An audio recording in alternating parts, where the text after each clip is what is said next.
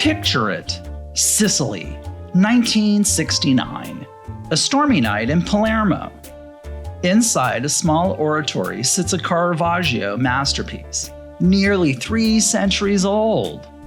A painting so full of shadow and grief, it practically breathes in the dark. And then, someone cuts it out of its frame. Not carefully, not reverently, just sliced free and gone. No alarms, no cinematic laser grids, no gentleman thief in black gloves. Just a missing masterpiece.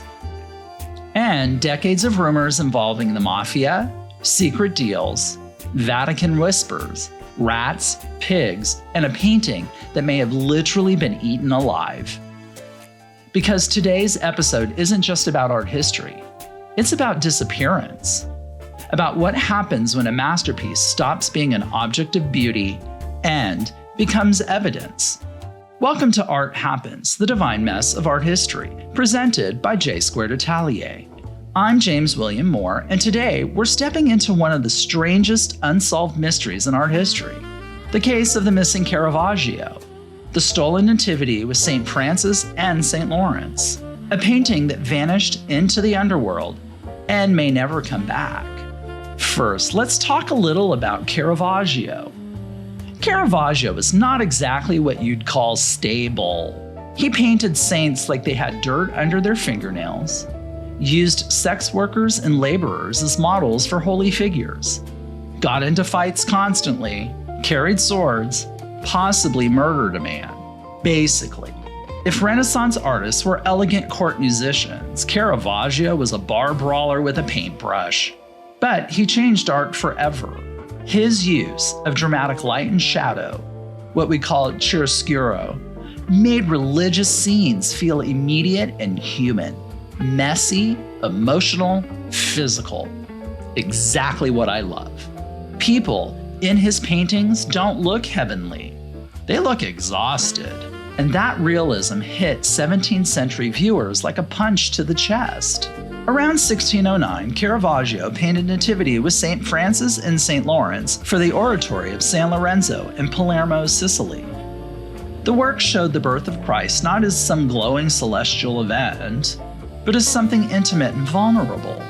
Mary looks tired. The stable feels cold. The figures gather in darkness while light cuts through the scene like a revelation arriving late. Classic Caravaggio. And for centuries, the painting remained in Palermo, not in a giant museum, not behind armored glass, just hanging in a church. A masterpiece quietly existing among everyday people, which honestly feels very Caravaggio. Then came October 1969. Sometime during the night, thieves entered the Oratory of San Lorenzo. Accounts vary on exactly how they got in. But what happened next is horrifying in its simplicity. They cut the painting from its frame. That's it. No elaborate heist, no Ocean's 11 energy, just knives and theft. And by morning, one of Italy's greatest masterpieces was gone.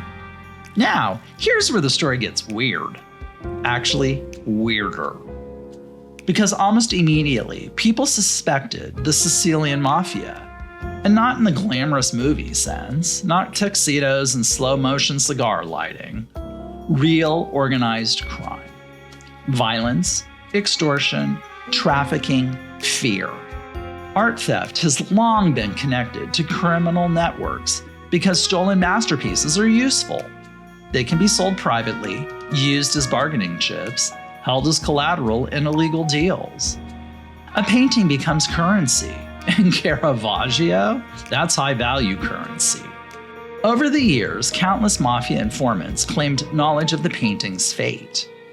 One said it had been hidden in a barn. Another claimed it was displayed during meetings between mob bosses like some twisted status symbol. Others said the theft itself went wrong because the thieves were amateurs who damaged the canvas while removing it. And then the rumors got darker. One informant claimed the painting was destroyed by rats and pigs while hidden in a farmhouse. Yes, you heard me correctly. Rats and pigs. one of the greatest paintings in Western art history, possibly reduced to livestock tragedy. Another story claims the painting was buried underground. Another insists pieces of it still survive. Another suggests wealthy collectors secretly purchased it through black market channels. At some point, the mystery becomes less a straight line and more a hall of mirrors. Every lead creates 3 more. And honestly, that uncertainty becomes part of the painting's mythology. Because once a masterpiece disappears, it changes. It stops being just an artwork. It becomes a ghost. People project things onto it. Fear, greed, national identity, obsession.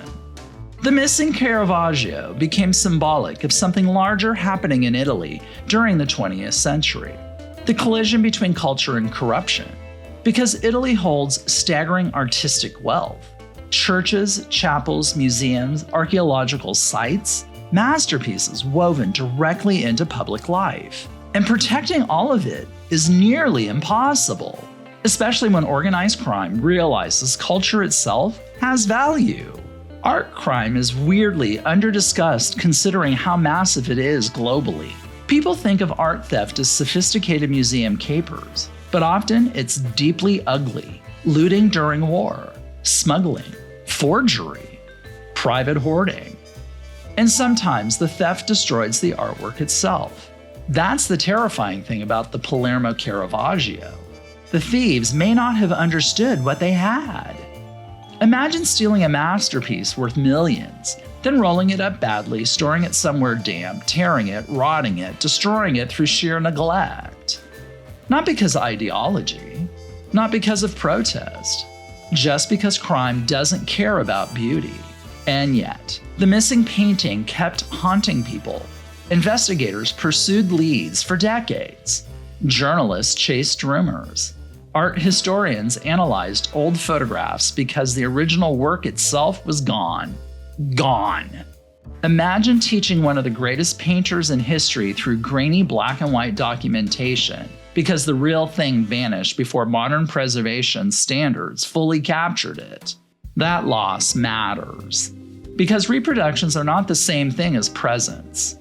A photograph can tell us composition. Color scans can approximate tone. But standing in front of a Caravaggio, seeing the scale, the darkness, the surface, that's physical, that's emotional. And that experience may be gone forever. In 2015, something remarkable happened. A full-scale reproduction of the missing painting was installed at the Oratory of San Lorenzo, not as a forgery, not pretending to be the original, but as an act of cultural healing, a placeholder for absence. And honestly, there's something deeply moving about that. Because humans hate empty spaces where meaning used to live. We rebuild, we recreate, we mourn publicly. The replica acknowledges the theft while refusing to let the space remain hollow, which raises an uncomfortable question. If a masterpiece disappears, what exactly are we mourning? The object? The artist's hand? The cultural memory attached to it?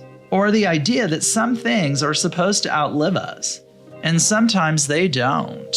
There's also something strangely poetic about the story being tied to Caravaggio specifically.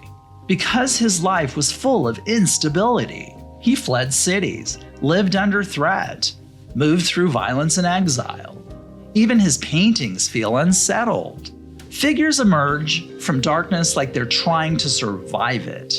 So somehow, the disappearance of a Caravaggio feels horrifyingly appropriate, as if the painting itself got pulled back into the shadow. And maybe that's why this case still fascinates people decades later. Not just because it's unsolved, but because it forces us to confront something uncomfortable about art itself. We like to imagine masterpieces as permanent, protected, safe. But they're vulnerable. They burn in wars, they're looted by empires, they're destroyed by extremists, they vanish into private collections. They decay. They disappear. Art history is filled with absences. And sometimes those absences become as powerful as the works themselves. Because somewhere between myth and evidence, between rumor and memory, the missing Caravaggio transformed. It became more than a stolen painting. It became a legend about value, about power, about what humans preserve and what humans destroy. The stolen Nativity with St. Francis and St. Lawrence remains one of FBI's most wanted art crimes.